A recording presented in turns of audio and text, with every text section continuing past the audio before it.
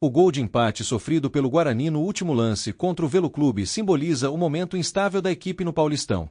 O time, que liderou o Grupo B por boa parte da competição, agora corre risco de terminar a penúltima rodada na lanterna, após 4 jogos sem vencer.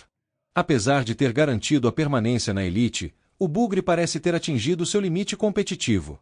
Contra o Velo, marcou cedo com Rafael Rodrigues, criou chances para ampliar, mas não teve consistência. O técnico Maurício Souza admitiu que a equipe não fez o suficiente para vencer. O empate, aos 51 minutos do segundo tempo, resultou em vaias da torcida. A frustração se deve às expectativas criadas no início do campeonato, contrastando com a realidade de um elenco reformulado e orçamento limitado. Oscilações eram esperadas, mas vieram em um momento crítico. O desafio agora é recuperar a identidade do time para enfrentar o Corinthians e manter chances de classificação.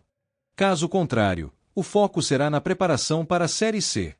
Hoje teremos mais uma noite para torcer, dessa vez, contra nossos concorrentes. Bragantino recebe o Mirassol, enquanto a Portuguesa recebe o São Bernardo.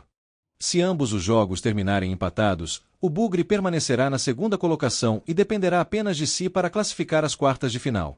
O problema é que a última rodada é contra o Corinthians, na Arena. Curta essa vídeo, deixe seus lamentos desse empate, e não se esqueça de se inscrever no canal. Um forte abraço, e até mais!